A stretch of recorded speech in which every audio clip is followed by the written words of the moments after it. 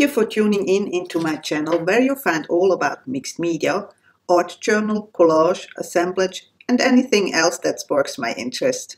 Hi, my name is Grob and I'm glad you are here. Hello creative friends, thank you for coming along again today. So, did you miss me?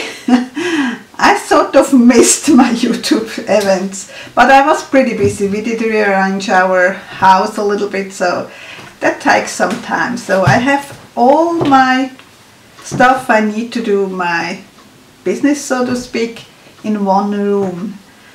Let me know if you would be interested at one point for a studio office tour, something like that.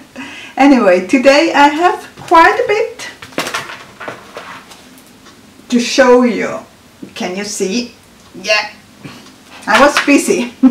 So let's go to the table and I show you my art journals. Some of them are gonna be for you to purchase if you're interested, or anybody else. I'm gonna put them on my shop, and some are my personal art journals. Although I do think about selling some of my very personal art journals too, but I'm still thinking about. Okay, let's go to the table.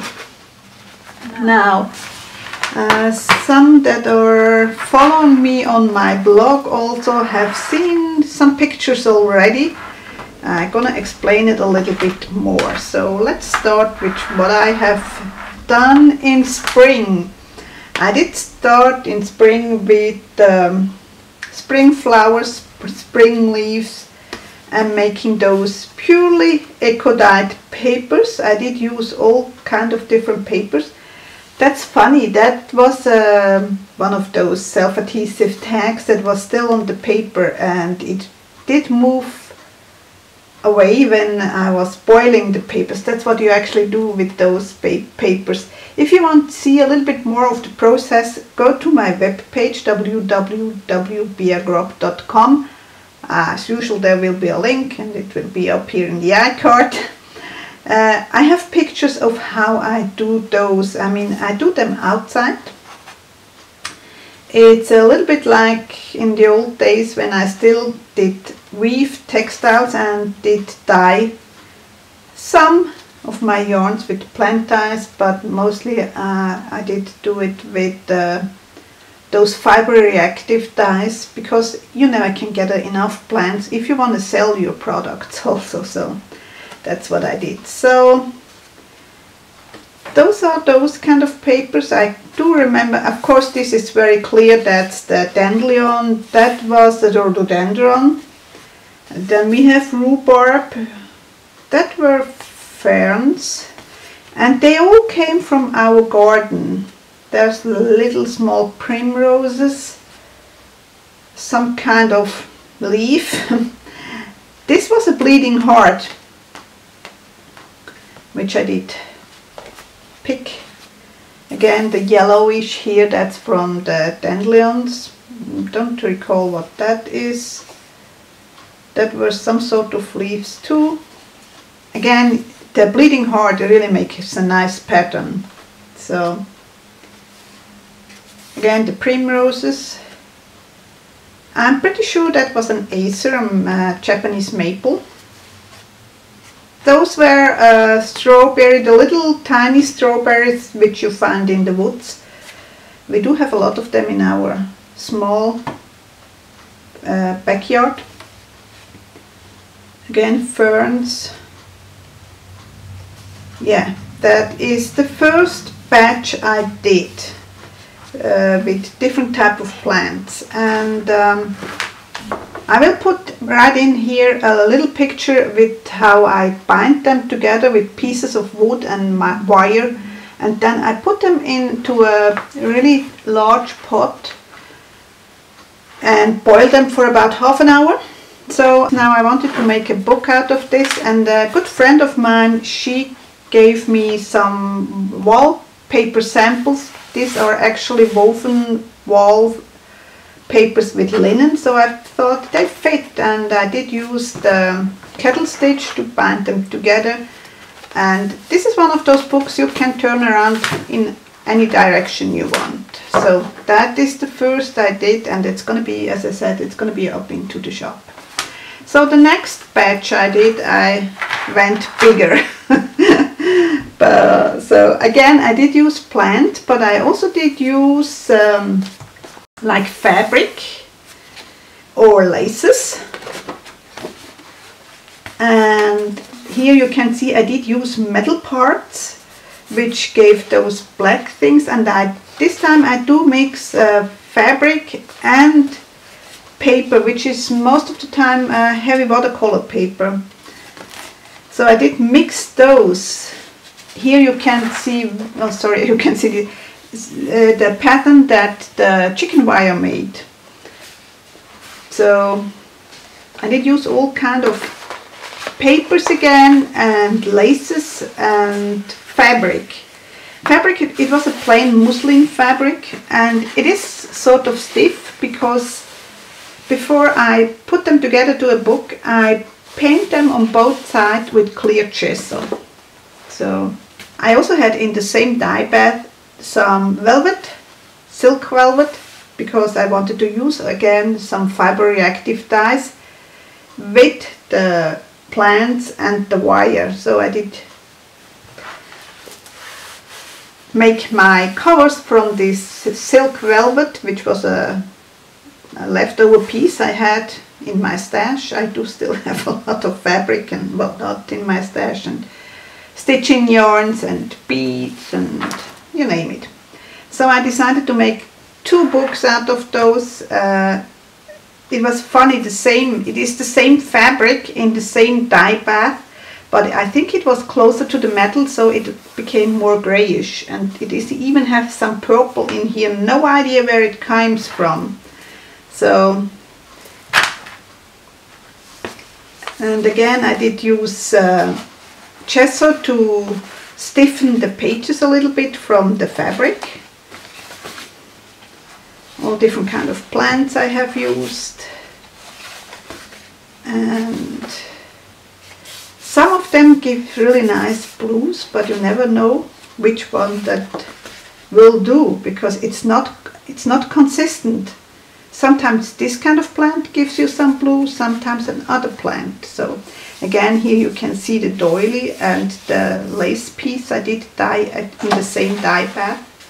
So this time I did mix in between the leaves also some lace pieces. And here I had really nice green, no idea where from.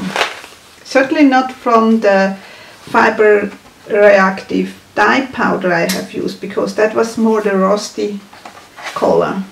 So yeah, that's what this one looks like. Now I had all this fabric and I had all this beautiful paper, so I decided to make, as I said, 2 books, but I wanted to chess up the, hey, you have to chess up, don't you?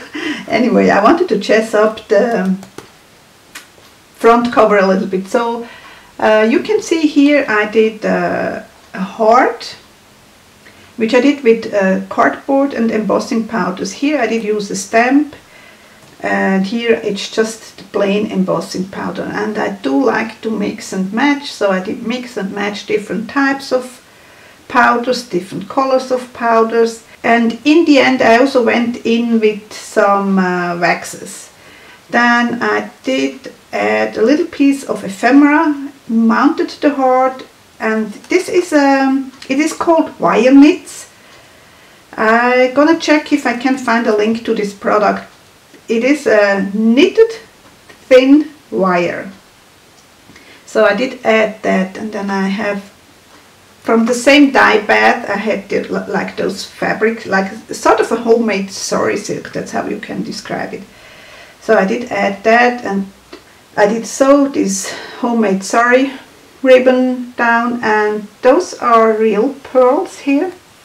I did leave them on the string they came in. I first was thinking I'm gonna sew them individually, but the hole is that tiny I can't see it. So I left it on the string how they came, and just did do what we call a couch stitch, I think it's called. I'm not sure. So just every now and then I sewed the whole strand down to my fabric, as well as I did those fire polished beads. And again, that's rather simple, so I only did add my homemade sari silk and some real beads, and again the heart and the wire and the ephemera. Now that are those two. Yes, I have been busy doing books. It always comes in phases with me with the books. So next, like 2 years ago, I think we had to replace parts from our balcony because some of the wood was rotten. So there was a piece, a very long strip. I mean, the whole length, like 2 meters, which is about 2.5 yards, something like that, 2.25 yards probably. Anyway, a whole strip of copper, which they have put it on at that time to protect the wood a little bit. So we had to remove that copper, and I told my husband, keep it, I want to do something with it, which I actually did. Now this one, they're both from the same piece. So this one, as you can see, the copper is very shiny and clean. I did sand it completely, and then I did add embossing powders on top, and then I did seal it so that nothing can happen. And then I did use a mixture of mixed media paper and watercolor paper and made this book. While with this piece, I actually left it as it is. So you see the really old patina that's on my medal.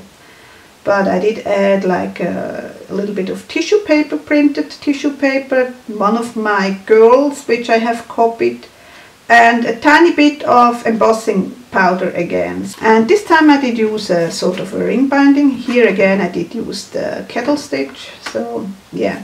And the papers are very special this time. It is from Silverborg. I'm gonna put the link to these papers. It is sort of a watercolor paper, but it's a very textured one, and I actually like it very much for little drawings and little watercolor pieces. So here you could absolutely, when you're done with your booklet, take out all the papers and replace it with other papers and start again.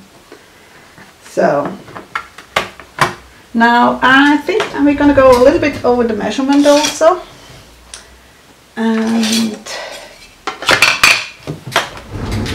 let's start with this one.